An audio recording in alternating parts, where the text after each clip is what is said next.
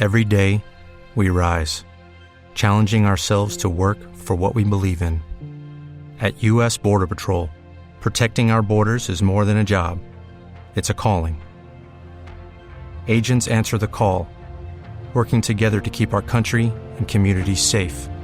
If you are ready for a new mission, join U.S. Border Patrol and go beyond. Learn more at cbp.gov/careers. Now for our story.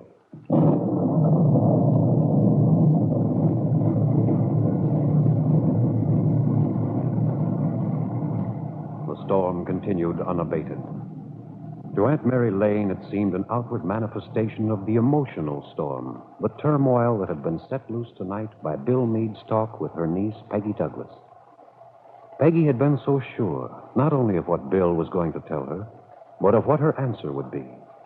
She had built an imaginary world on a premise she now knew to be false. Aunt Mary had warned Peggy against making any hasty conclusions, but Peggy hadn't listened. Now Mary Lane was confronted with the young girl's complete and utter disillusionment. Having mostly herself to blame, Peggy had taken refuge in a defiant bitterness that frightened her aunt. How could she help her now? How could she induce Peggy to want to help herself? These were Aunt Mary's thoughts as she sat in the parlor after her niece had gone. Upstairs, Peggy stood at the window of her room, looking out into the endless dark beyond. Her mind was a confused welter of anger, agony, and despair. Gradually, her thoughts took on form and pattern. Some of the things her aunt had said began to take effect. Then a strange thing happened. Peggy had a sudden and distinct feeling of being two people. Her reason and her emotions had taken on separate identities. She threw herself across the bed. She didn't want to think anymore. But she couldn't still the voice that kept arguing in her mind. The voice of her other self. That was quite a speech you made to your Aunt Mary, Peggy. I'm going to do it. What does it get you to trust people, believe in their honesty? I'm through with that. So you're going to build a nice, hard little shell around yourself to hide in. I'm going to protect myself so that Bill, or anyone for that matter, can never hurt me again. Oh, that's what you told your aunt. Still trying to fool yourself, aren't you? I've been fooled for the last time. I know Bill now for what he is. Do you? He doesn't love me, or he wouldn't treat me the way he has.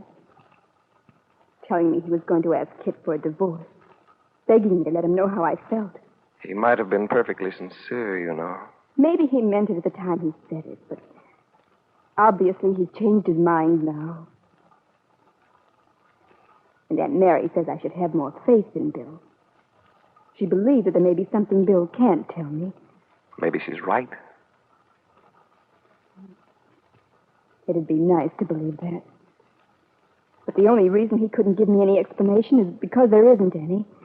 That's why he had to resort to all that vague conversation about waiting and trusting. Oh, no, I've learned now. And I'm through. Are you? Then why are you so miserable? Why are you crying? I don't understand. I can't Look, think. Peggy, why don't you admit it? You've just been making a lot of talk. You've been saying a lot of things you can't live up to. You love Bill, you know. And I think you always will. I don't want to. It's so useless. How do you know? Suppose your Aunt Mary's right. Suppose there's some complication in Bill's life, something he isn't free to talk to you about. What have you got to lose by believing him? Why don't you try doing what he suggested, being patient for a little while, trusting him? I can't go through that. I just can't do it again. And if Bill has some problem, if there's something that... Well, I don't see why he couldn't tell me. Hasn't it ever occurred to you that he might tell you if you used a little persuasion? Why don't you give yourself a chance, Peggy, to find out the truth about Bill? Find out what he really wants. Why should I? He doesn't even know himself what he wants. Oh, don't be such a soft little fool. Don't forget, Bill is married to Kitt. She has the advantage of you there. How do you know how much she knows or guesses? How do you know what kind of a game she may be playing? But why would she be going to California? Bill didn't answer that question, did he, when you asked him? Don't you see? That may have something to do with all this. If you know Kitt, if she had any idea of the way Bill feels, she undoubtedly has something up her sleeve. How do I know that Bill feels anything for me? Find out. What are you going to do? Stay locked up in your room, mooning away? You know what you want. You want Bill. But you aren't willing to give him any help. I know, but there's nothing I can do now. Isn't there? Why don't you get smart? Why don't you take a leaf from Kitt's book? Go after what you want. What do you have to lose? I couldn't. Why not? What did pride and virtue get you before? It lost you Bill. Why don't you try following your impulses? It wouldn't be right If you and Bill saw each other, what would be wrong about it? Kitt's going to be out of town. Why shouldn't you and Bill see each other? Why shouldn't you give yourself a chance to find out all you want to know? But Aunt Mary wouldn't... What does Aunt Mary have to do with it? Why does she have to know? Why does anyone have to know? It's your life, isn't it? Yours and Bill's. You can't expect everything to happen just by your sitting here. Bill won't have gotten back to town yet. You take the car out. Why don't you go after him? Tell him now before he gets home to Kitt. Do the thing you want to, Peggy. Give yourself a chance for a little happiness. Kitt's going to be out of town. Make the most of it. Go on, Peggy. Go after him. Slowly, Peggy got up off the bed, walked over to the closet, took her coat from its hanger. But she didn't put it on. She stood there in the center of the room, undecided.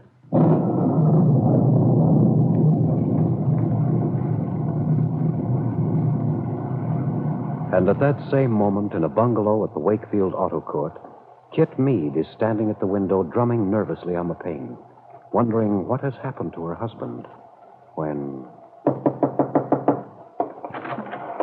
Why, Dad. What a night. What a storm. Yes. Here, let me take your things. Yeah, thanks. Where's Bill? I don't know. He should have been home from camp an hour ago. I suppose he's marooned someplace because of the storm. Maybe he sought shelter at the Lane farm. Why the devil do you say something like that? That's what I'm here to talk about. Jessie tells me she's reserved space for you. That you'll be leaving for the West next week. That's right. I don't care how often you tell me that it's just a vacation.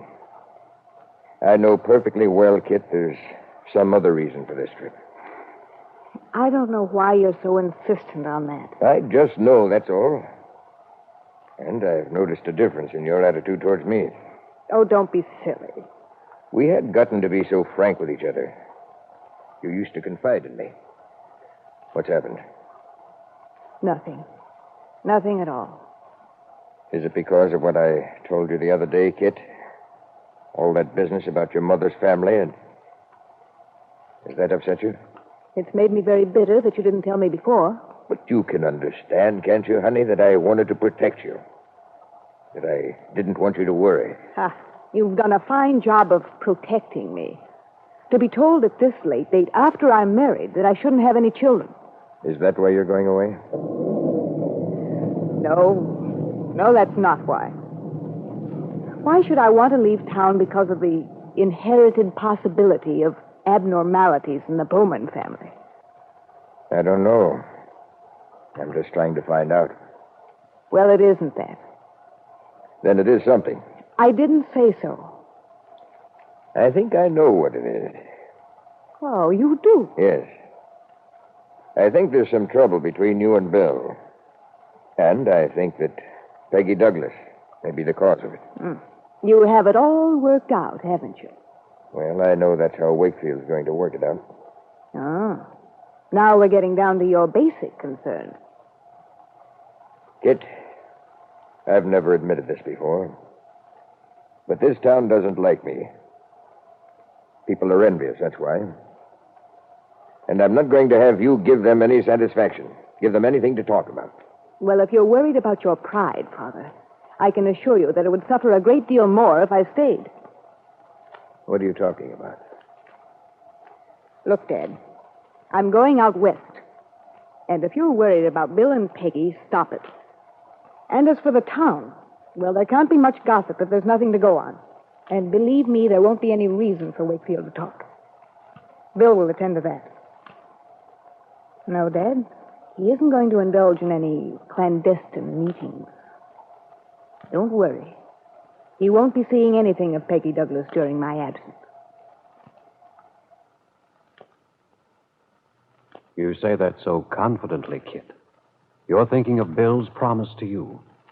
But what you aren't counting on is Peggy Douglas.